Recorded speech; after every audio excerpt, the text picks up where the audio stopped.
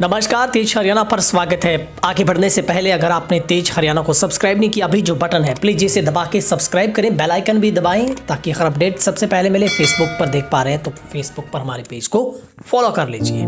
क्योंकि इतने बढ़िया तरीके से विस्तार से हमारे क्या क्या मोदी जी ने और भारतीय जनता पार्टी ने सिख भाइयों के लिए किया, सिख इतिहास के लिए किया, वो बहुत विस्तार से बता के गए। एक बार जोर से हम जयकारा लगाएं, बोले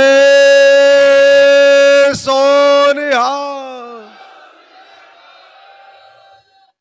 हमारे मंच पे यहाँ पर मौजूद हमारे बहुत ही आदरणीय हरियाणा के पूर्व मुख्यमंत्री, और जैसा सबने ही कहा कि 10 साल हरियाणा की सेवा की, एक संत की तरह उन्होंने जीवन जिया, और मुख्यमंत्री आवास का नाम भी संतों के नाम पर रख दिया, कबीर कुटीर। ऐसे हमारे बहुत ही आदरणीय नेता मनोहर लाल जी यहाँ पर बैठे, हमारे यहाँ से सांसद बहन सुनीता दुग्गल जी, भाई मंजेंद्र सिरसा जी, हमारे यहाँ से विधायक बलकौर सिंह जी,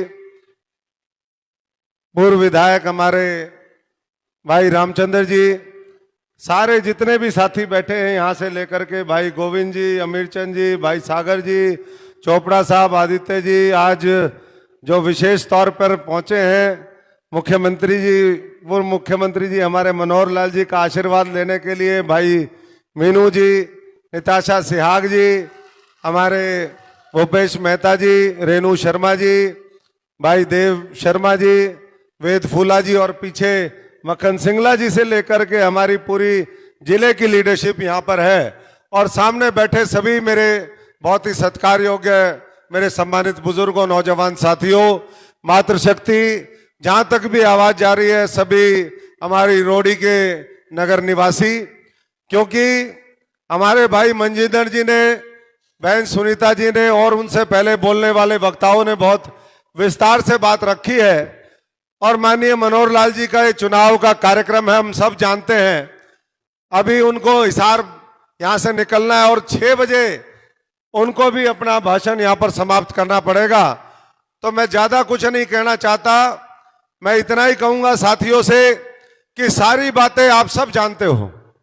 कोई आपके लिए ना ये देश नया है, ना प्रदेश नया है, ना ये समाज नया है, ना राजनीति नहीं है, ना खेती किसानी नहीं है।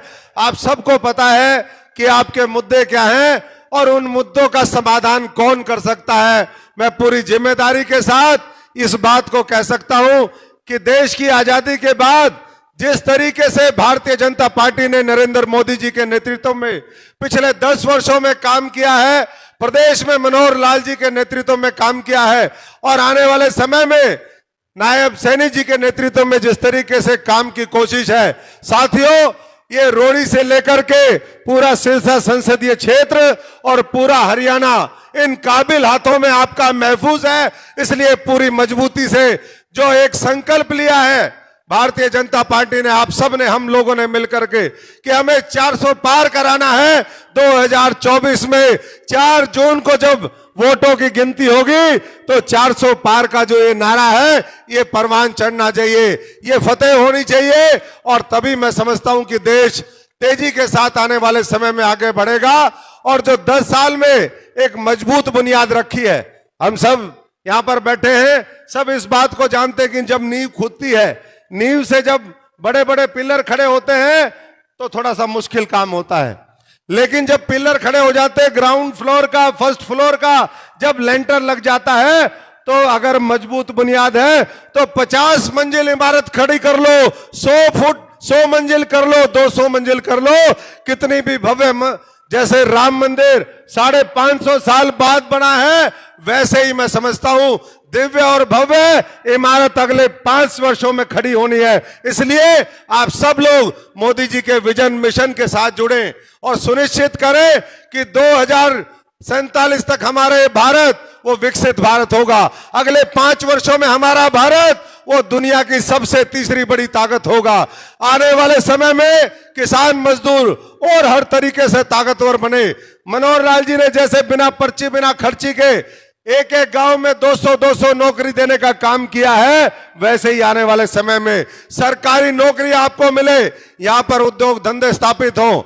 पुराने समय में जब मैं 2009 में सांसद बना तो जब मैं बात करता था उद्योग जगत के लीडर से, बड़े बड़े कंपनियों से, कॉरपोरेट से, मैं कहता था आओ सिरसा बड़ा खुशहाल इलाका है, बहुत खेती में नंबर 1 है पूरे देश के अंदर। यहाँ नरमा, धान, किन्नू, हर चीज यहां पर गेहूं पैदा होता है। गेहूं में लगातार 3-4 वर्ष सिरसा जिला पूरे हिंदुस्तान में नंबर 1 था। तो आइए यहां पर कुछ शुरू करा जाए।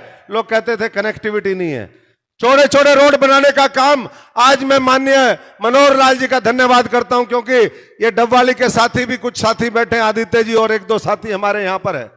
उस समय कई बार पत्थर रखे गए, जो डबवाली का देव जी भी यहां पर बैठे, लेकिन कभी ना तो आरओबी बना ना कभी हाईवे बना।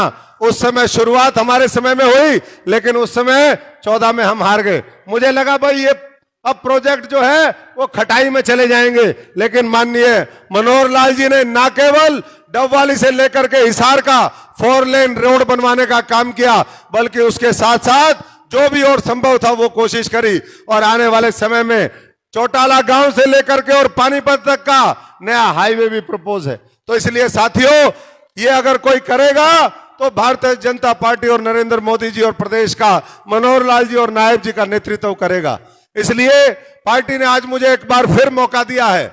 हमने पहले भी पूरी कोशिश करी, पूरी निष्ठा ईमानदारी से, लगातार हर तरीके से इस क्षेत्र के लिए बड़े से बड़ा और छोटे से छोटा, क्योंकि इकलौता मैं सांसद था, एक विधायक उस समय थे, लेकिन 8 सीटों पे सरपंच का काम हो, विधायक का काम हो, छोटे से छोटे कॉरपोरेटर का काम हो, वो उन 5 वर्षों में हमने करके दिखाया।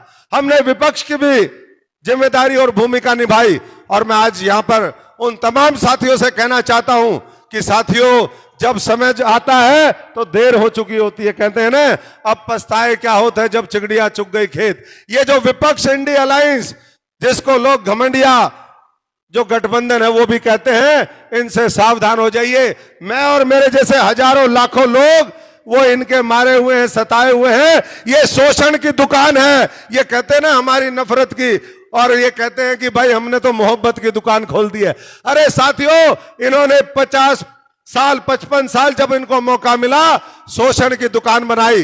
एक एक व्यक्ति का इस देश के मीठा मीठा खून पीने का काम किया, भ्रष्टाचार को बढ़ावा देने का काम किया। इसलिए मैं बहुत ज्यादा कुछ ना कहते हुए इतना ही कहूंगा कि अब समय आ गया है। 25 तारीख तक ये 40-45 दिन का सही उपयोग करिए। और जैसे रोडी ने हमेशा मुझे बहुत मजबूती से जिताने का काम किया है, मैं एक बार फिर रोडी की जनता, कालावाली और सिरसा के साथियों से आह्वान करता हूं कि आपको पीछे मुड़ के देखना नहीं पड़ेगा। जिसके साथ इतना मजबूत नेतृत्व खड़ा हो, जो अनुशासित फौज हो, जिसका कैडर मजबूत हो, जिसके हमारे संघर्षशील और तपस्वी साथी हो, मैं समझता हूं कि उनका भविष्य सबका उज्जवल होगा। इसलिए पूरी ताकत लगाइए और आने वाले समय में 400 पार करिए और सिरसा का ये कमल बहुत मजबूती से खिले। पिछली बार 3 लाख से बहन सुनीता दुग्गल जी को आप लोगों ने जिताने का काम किया। अभी वो आह्वान भी कर रही थी, उन्होंने भी लगातार संघर्ष किया। वो चर्चा भी कर रही थी कि भाई मैं किस तरीके से राजनीति में आई। वो कह रही थी कि ये फेयरवेल है। मैं हमारी बड़ी बहन को कहना चाहूंगा कि राजनीति में आना भी मुश्किल है, राजनीति में जाना भी मुश्किल है। कोई फेयरवेल नहीं है, ये आपकी फेयरवेल नहीं। अभी तो वेल आगे होता रहे, सब अच्छा अच्छा आपके लिए होता रहे, पार्टी के लिए होता रहे, इनके लिए होता रहे।